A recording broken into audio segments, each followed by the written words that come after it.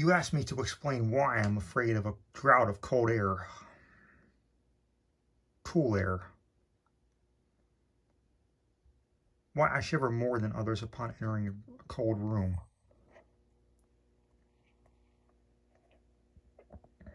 And seem nauseated by and repelled when the chill of evening creeps through the heat of a mild autumn day. There are those who say I respond to cold as others do a bad odor, and I am the last to deny the impression. What I will do is relate to the most horrible circumstance I ever encountered, and leave it to you to judge whether or not this forms a suitable explanation of my peculiarity. It is a mistake to fancy that horror is associated inextricably with darkness, silence, and solitude. I found it in the glare of mid-afternoon, in the clangor of a metropolis, in the teeming midst of a shabby and commonplace rooming house with a prosaic landlady and two stalwart men by my side. In the spring of 1923, I had secured some dreary and unprofitable magazine work in the city of New York, and being unable to pay any substantial rent, began drifting from one cheap boarding house establishment to another, in search of a room which might combine the qualities of decent cleanliness and durable furnishings at a very reasonable price. It soon developed that I had only a choice between different evils, but after a time I came upon a house at West 14th Street, which disgusted me much less than the others I had sampled. The place was a 4-story mansion of brownstone, dating apparently from the late 40s, and fitted with woodwork and marble whose stained and sullied splendor argued a descent from the high levels of tasteful opulence. In the rooms large and lofty, and decorated with impossible paper and ridiculously ornate stucco cornices, there lingered a depressing mustiness and a hint of obsolete cookery.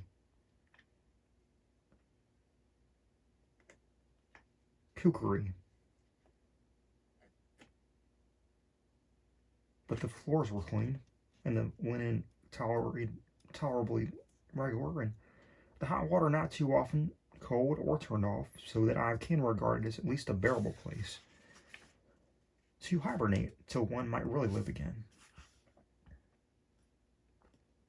The landlady, a stutteringly almost bearded Spanish woman named Herrero, did not annoy me with gossip or with criticism of my late burning electric light in the third-floor front hall room, and my fellow lodgers were as quite as uncommunicative as one might desire, being mostly Spaniards a little above the coarsest and crudest grade. Only the din of streetcars in the thoroughfare below proved a serious annoyance. I'd been there about 3 weeks when the first odd incident occurred. One evening about 8, I heard a spattering on the floor and became suddenly aware that I had been smelling the pungent odor of ammonia for some time. Looking about, I saw that the ceiling was wet and dripping, the soaking apparently proceeding from a corner on the side toward the street. Anxious to stop the matter at its source, I hastened to the basement to tell the landlady, and was assured by her that the trouble would be quickly set right. "Dr. Muniz?"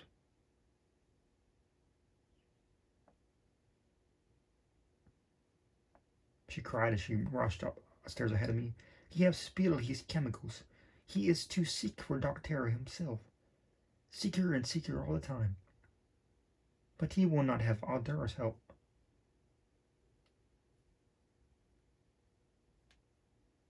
"He will have no other for help. He is very queer in his sickness. All day he take funny smelling baths, and he cannot excite or warm.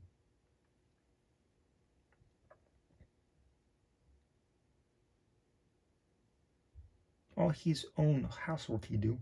His little room or little full of bottles and machines, and he do not work as doctor. But he was great once. My father in Barcelona have heard of him. And only just now he fixed an arm of the plumber that get fixed They get hurt all of a sudden. He never go out, only on roof. And my boy Esteban bring him his food and laundry and medicines and chemicals. My God, the sal ammoniac that man used for keep him cool. Mrs. Herrero disappeared up the staircase to the 4th floor, and I returned to my room.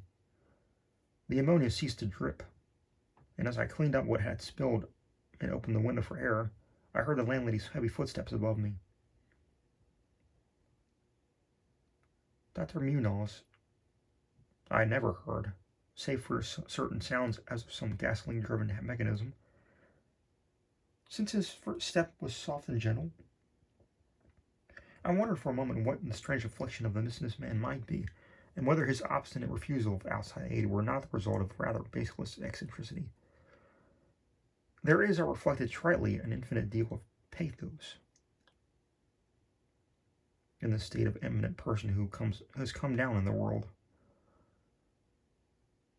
I might never have known Dr. Munoz had it not been for the heart attack that suddenly seized me one forenoon as I sat writing in my room. Physicians have told me the danger of those spells, and I knew that there was no time to be lost, so, remembering what the landlady had said about the invalid's help and the injured workmen, I dragged myself upstairs and knocked feebly at the door above mine. My knock was answered in good English by a curious voice some distance to the right. Asking my name and business and these things being stated, there came an opening of the door next to the one I had sought. A rush of cool air greeted me, and though the day was hot, one of the hottest of late June, I shivered as I crossed the threshold into a large apartment, whose rich and tasteful decorations surprised me even in this nest of squalor and seediness. A folding couch was now filled for its diurnal role of sofa, and the mahogany furniture. Sumptuous hangings, old paintings, and mellow bookshelves all bespoke a gentleman's study rather than a boarding house bedroom. I now saw the hall room above mine, the quote-unquote little room of bottles and machines which Mrs. Herrero had mentioned, was merely the laboratory of the doctor, and that his main living quarters lay in the spacious adjoining room, whose convenient alcoves and large contiguous bathroom permitted him to hide all dressers and obtrusive utilitarian devices. Dr. Munoz, most certainly, was a man of birth, cultivation, and discrimination. The figure before me was short, but exquisitely proportioned, and clad in somewhat formal dress of perfect cut and fit. A hybrid face of masterful, though not arrogant expression, was adorned by a short, iron-gray full beard, and an old-fashioned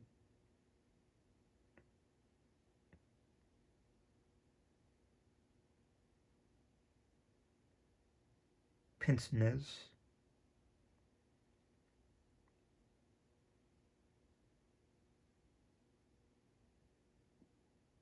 Is that what you call it? Shield the full dark eyes, and surmounted an aquiline nose which gave a Moorish touch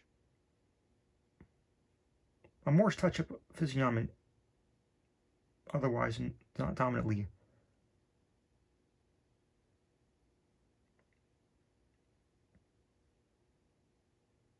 Celtiberian. Thick, well-trimmed hair that argued the punctual calls of a barber was parted gracefully above a high forehead, and the whole picture was one of striking intelligence and superior blood and breeding.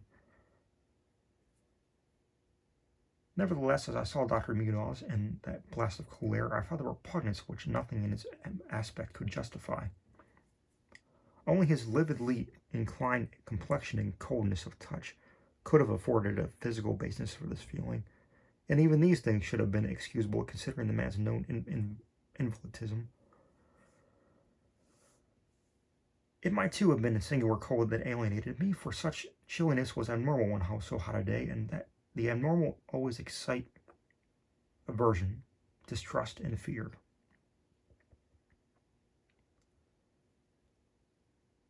But repugnance was soon forgotten in admiration for the strange physician's extreme skill at once being manifest despite the icy coldness and shakiness of his bloodless-looking hands.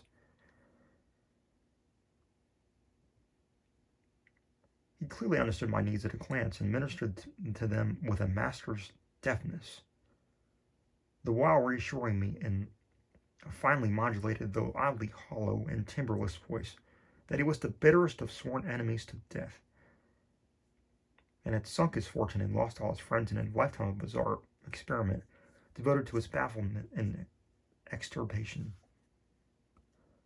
Something of the benevolent fanatic seemed to reside in him, and he rambled on almost garrulously as he sounded my chest, and mixed a suitable draught of drugs fetched from the smaller laboratory room.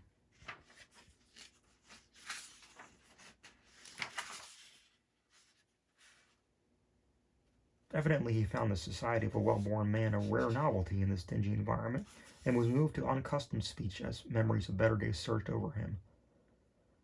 His voice, if queer, was at least soothing, and I could not even perceive that he breathed as the fluent sentences rolled urbanely out.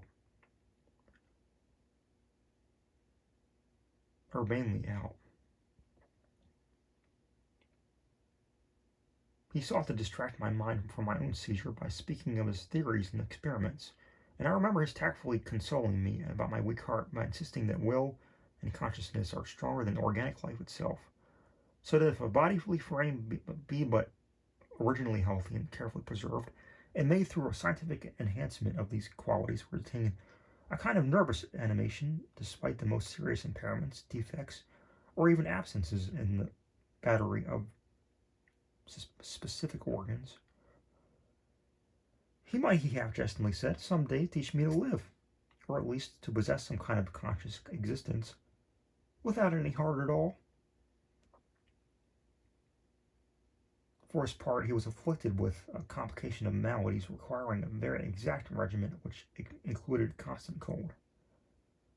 Any marked rise in temperature might, if prolonged, affect him fatally, and the frigidity of his habitation, some 55 or 56 degrees Fahrenheit, was maintained by an absorption machine system of ammonia cooling, the gasoline engine of whose pumps I had often heard in my room below. Relieved of my seizure a marvelously short while, I left the shivery place a disciple and devotee of the gifted recluse. After that I paid him frequent overcoated calls, listening while he told of secret researches and almost ghastly results, and trembling a bit when I examined the unconventional and astonishingly ancient volumes on his shelves. I was eventually, I may add, almost cured of my disease for all the time by his skillful ministrations. It seems that he almost did not scorn the incantations of the medievalists, since he believed that these cryptic formulae to contain rare psychological stimuli, which might conceivably have singular effects on the substance of a nervous system from which organic pulsations have fled. I was touched by his account of the aged Dr. Torres of Valencia, who had shared his early experiments with him through the great illness of 18 years before, whence the present disorders proceeded. No sooner had the venerable practitioner saved his colleague than he himself succumbed to the grim enemy he had fought. Perhaps the strain had been too great, for Dr. Muniz made it whisperingly clear, though not in detail, that the methods of healing had been most extraordinary, involving scenes and processes not welcomed by elderly and conservative gallants. As the weeks passed, I observed with regret that my new friend was indeed slowly but unmistakably losing ground physically, as Mrs. Herrero had suggested. The livid aspect of his countenance was intensified, his voice became more hollow and indistinct, his muscular motions were less perfectly coordinated, and his mind and will displayed less resilience and initiative. Of this sad change he seemed by no means unaware, and little by little his expression and conversation both took on a gruesome irony, which restored in me something of the subtle repulsion I had originally felt. He developed strange caprices, acquiring a fondness for exotic spices and Egyptian incense till his room smelled like the vault of a sepulchred pharaoh in the Valley of Kings. At the same time, his demands for cold air increased, and with my aid he amplified the ammonia piping of his room and modified the pumps and feed of his refrigerating machine till he could keep the temperature at as low as 34 degrees or 40 degrees, and finally even at 28 degrees, the bathroom and laboratory, of course, being less chilled, in order that water might not freeze, and that chemical processes might not be impeded. The tenant adjoining him complained of icy air from around the connecting door, so I helped him fit heavy hangings so as to obviate the difficulty. A kind of growing horror of auteur and morbid cast seemed to possess him. He talked of death incessantly, but laughed hollowly when such things as burial or funeral arrangements were gently suggested. All in all, he became a disconcerting and even gruesome companion. Yet in my gratitude for his healing, I could not well abandon him to the strangers around him, and was carefully to dust his room and to attend to his needs each day. Muffled in a heavy ulster which I bought especially for the purpose, I likewise did much of his shopping, and gasped in embalmment at some of the chemicals he ordered from druggists and the laboratory supply houses.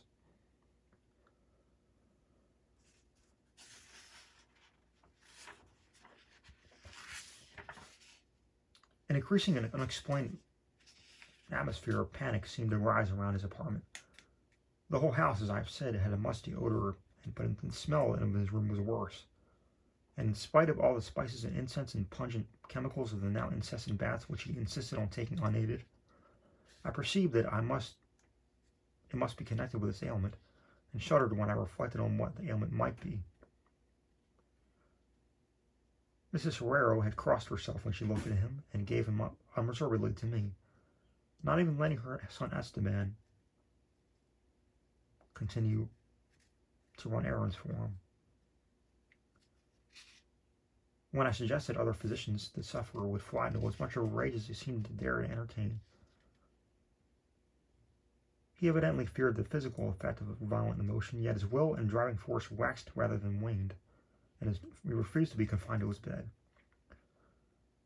The lassitude of his earlier ill days gave place to a return of his fiery purpose, so that he seemed about to hurl defiance at the death demon even as that ancient enemy seized him. The pretense of eating, always curiously like a formality with him, he virtually abandoned, and mental power alone appeared to keep him from total collapse.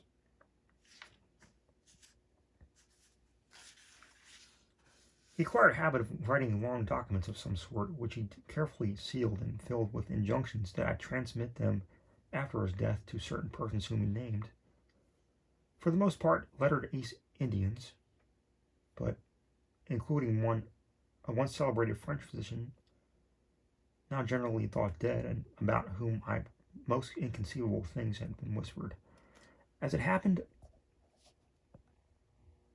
I burned all these papers undelivered and unopened. His aspect and voice became utterly frightful, and his presence almost unbearable. One September day, an unexpected glimpse of him induced an epileptic fit in the man who had come to repair his electric desk lamp. A fit for which he had been prescribed effectively whilst keeping himself well out of sight. That man, oddly enough, had been through the terrors of the Great War without having incurred any fright so thorough. Then, in the middle of October, the horror of horrors came with stupefying suddenness. One night, about 11, the pump of the refrigerating machine broke down, so that within 3 hours the process of ammonia cooling became impossible. Dr. Munoz summoned me by thumping the floor, and I worked desperately to repair the injury, while my host cursed in a tone whose lifeless rattling hollowness surpassed description. In amateur efforts, my amateur efforts, however, proved of no use, and when I brought in a mechanic from a neighboring all-night garage, we learned that nothing could be done till morning, when a new piston would have to be obtained. The moribund hermit's rage and fear, swelling to grotesque proportions, seemed likely to shatter what had remained of his failing physique, and once a spasm caused him to clasp his hands over to his eyes and rush into the bathroom. He groped his way out with face tightly bandaged, and I never saw his eyes again. The frigidity of his apartment was now sensibly diminishing, and at about 5 a.m., the doctor retired to his bathroom, commanding me to keep him supplied with all the ice I could obtain at all-night drugstores and cafeterias. As I would return from my sometimes discouraging trips and lay my spoils before the closed bathroom door, I could hear a restless splashing within, and a thick voice croaking out the order for more. At length the warm day broke, and the shops opened one by one. I asked Esteban either to help with the ice fetching whilst I obtained the pump piston, or to order the piston while I continued with ice. But instructed by his mother, he absolutely refused. Finally, I hired a seedy-looking loafer whom I encountered on the corner of 8th Avenue to keep the patient supplied with ice from a little shop where I introduced him, and applied myself diligently to the task of finding a pump piston and engaging workmen competent to install it. The task seemed interminable, and I raged almost violently as the hermit when I saw the hours slipping by in a breathless, foodless round of main telephoning and hectic quest from place to place, hither and thither by subway and service car. About noon I encountered a suitable supply house far downtown, and approximately 1:30 p.m. arrived at my boarding house place with the necessary paraphernalia and 2 sturdy and intelligent mechanics. I had done all I could and hoped it was in time. Black terror, however, had preceded me. The house was in utter turmoil, and above the chatter of awed voices I heard a man praying in deep basso. Fiendish things were in the air, and lodgers told over the beads of their rosaries as they caught the odor from beneath the doctor's closed door. The lounger I had hired, it seems, had fled screaming and mad-eyed not long after his second delivery of ice, perhaps as a result of excessive curiosity. He could not, of course, have locked the door behind him, yet it was now fastened, presumably from the inside.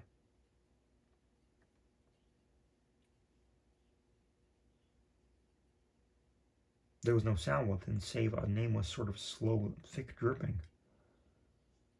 Briefly consulting with Mrs. Herrero and the workmen, despite a fear that gnawed my inmost soul, I advised the breaking down of the door.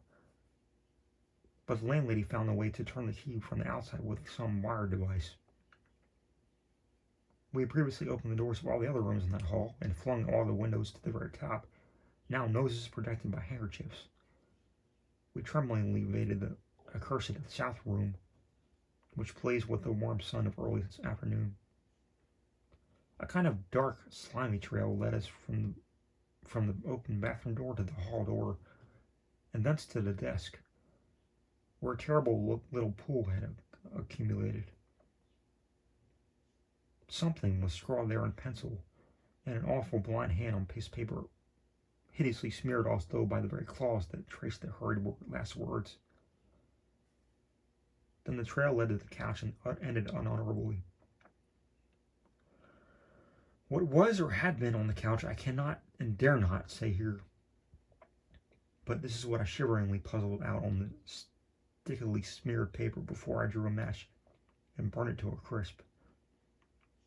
What I puzzled out of terror, and as the landlady and the Two mechanics rushed frantically from that hellish place to babble their incoherent stories at the nearest police station. The nauseous words seemed well nigh incredible in that yellow sunlight, with the clatter of cars and motor trucks ascending clamorously from crowded 14th Street. Yet I confessed that I believed them then. Whether I believe them now, I honestly do not know. There are things about which it is better not to speculate. And all that I can say is that I hate the smell of ammonia and grow faint at a drop of unusually cool air. The end, ran that noisome scrawl, is here. No more ice. The man looked and ran away. Warmer every minute, and tissues can't last. I fancy you know what I said about the will and the nerves and the preserved body after the organs ceased to work. It was good theory. We couldn't keep it up indefinitely. There was gradual deterioration I had not foreseen. Dr. Torres knew, but the shock killed him. He couldn't stand what he had to do, but he had to get me in a strange, dark place where he minded my letter and nursed me back. And the organs never would work again. It had to be done my way, artificial preservation, for you see, I died that time 18 years ago.